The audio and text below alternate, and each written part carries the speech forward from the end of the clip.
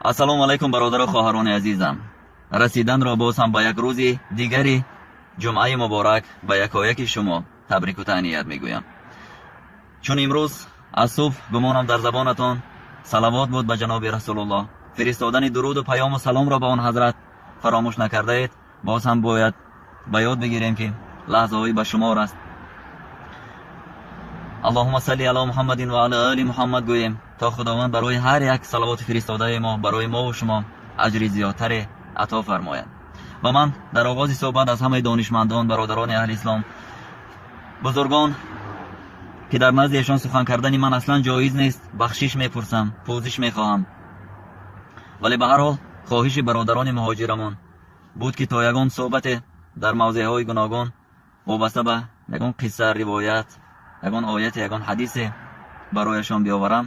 хоҳиши эшонро чун дар ғарибӣ ҳастанд рад накардам ва амри худовандро ба ёд овардам.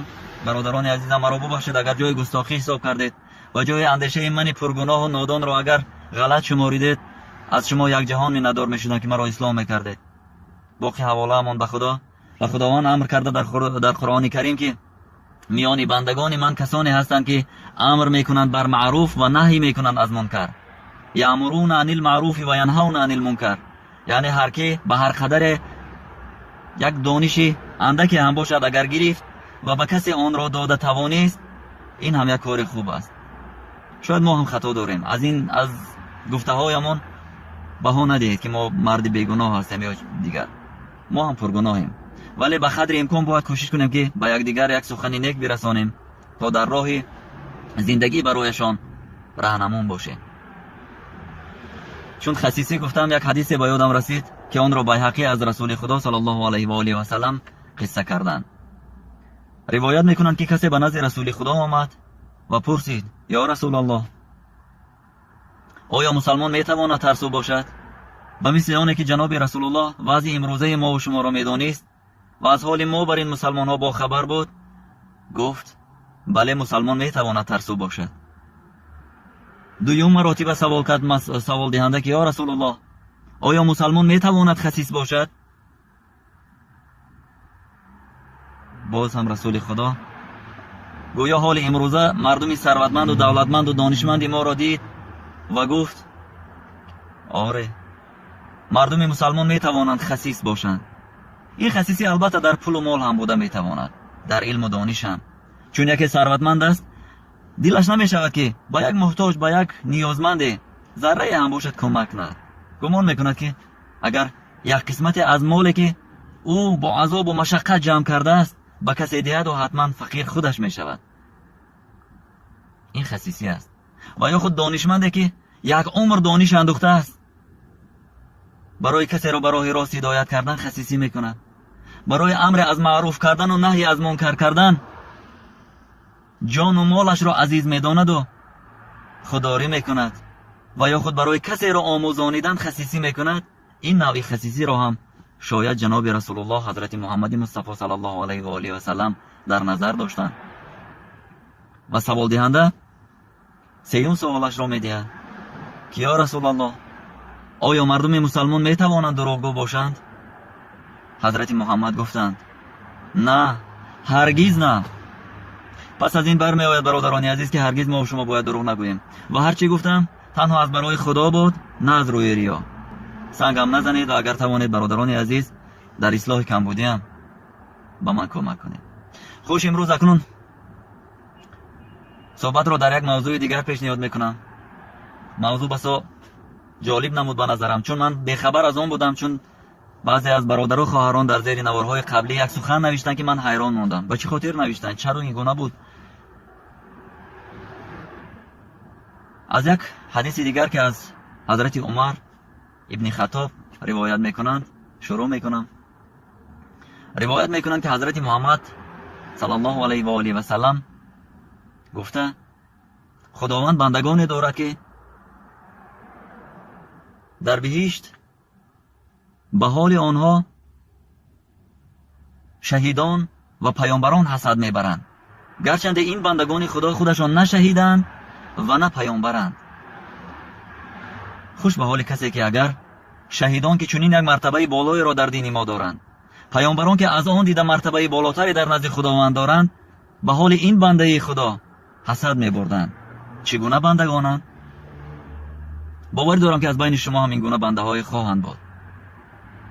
رسول خدا گفتند این همان بنده هایی اند که در دنیا یک برادر مسلمان، یک خواهر مسلمانشان را می‌دیدند، هر کجا از دوستشان می‌داشتند و می‌گفتند من تو را تنها به خاطر الله دوست می‌دارم. من تو را تنها به خاطر الله دوست می‌دارم. خوش به حال چنین کسان.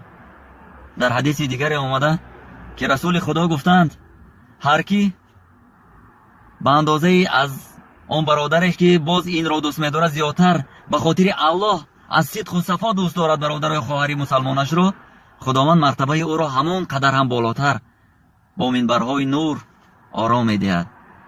و به این منبر پر نور شهیدان و پیامبران هم حسد می‌بردند. پس برادران خواهران عزیز، خسیسی نکنید. مادر و برادر و خواهر و پدر و هر کسی نباشد و یا هم تو یک برادر مؤمن و مسلمان را میدانید، نوبسته به اونه که او ثروتمند است، او دولتدار است، او بی دولت است، او فقیر است، و یا خواهر مسلمان را میبینید نوبسته به اونه که او جای کار میکند نمیکند، او یک بنده خدا است. اگر در حقیقت از صدق از برای الله مهربان نسبت او مهر و محبت دارید، خسیسی نکنید، بگویید من تو را از برای الله هم دوست می‌دارم. و امید است که انا همین گونه سخنگویی ها اگر زیاد شد، مهر و محبت نسبت یکدیگر ما در جامعه زیاد شد، خداوند حتما برای ما و شما اجر زیادی را در بهشت فردا روز قیامت نصیب می‌گرداند. خسیسی نکنیم. این هم از خسیسی است، گاه از ترس برای یک برادر مسلمان، برای یک خواهر مسلمان، حتی برای نزدیکان و پیوندانمان ما با زبان آوردن اونه که دوستشون می‌داریم خودداری میکنیم. از ما چی میرود؟ تنها مهر، محبت. این است گومانیسم عالی، این است انسان دوستی بزرگی که خداوند با واسطه این دین حق، با واسطه جناب رسول الله حضرت محمد مصطفی صلی الله علیه و آله و سلم برای ما و شما تلقین کرده است. پس بیایید یکدیگر را دوست داریم، نوبسته به اونه که او کیست، او اندیشه‌اش چی است، او کدام یک اندیشه رو در جامعه تبلیغ میکنه. فقط فکر کنه که او یک بنده خدا است. اگر او بنده خدا را شما دوست داشتید، خدا شما را دوست می‌دارد. و میگویند که جواب گفتن به چنین یک مهر و محبت و دوستداری اسلامی چنین بودم. اگر کسی نسبت شما گفت که ای خواهر مسلمان من تو را تنها از برای الله دوست می‌دارم، و یا ای برادر اسلامی من تو را تنها به خاطر الله دوست می‌دارم، باید چنین جواب گردان بگذار آنی که تو مرا از برای او دوست داشته ای تو را هم دوست دارد. چی دعایی نیکن؟ وقتی که شما کسی را از برای الله دوست می‌دارید، الله بزرگ شما را دوست خواهد داشت. خوش به حال چنین کسان. یک پاره شعری شاعر شیرین کلام بدرالدین هلالی که او را عاشقان همچون پیامبر عاشقان می‌دانندش در ادبیات به یادم رسید. دشمن جانی یا از جان دوستتر دارم تو را. ولی این موضوع دیگر است. اگر خدا خواهد در موضوع دوستی و دشمنی، خدا خواهد در برنامه‌های آینده با شما صحبت خواهم انجام داد. ولی تا با آن زمان برادر و خواهران اسلامی، من همه شما را تنها به خاطر الله دوست می‌دارم. جمعه برای یکایک شما مبارک باشد. اللهم صل علی محمد و علی آل محمد كما صليت على إبراهيم وعلى آل إبراهيم إنك حميد مجيد.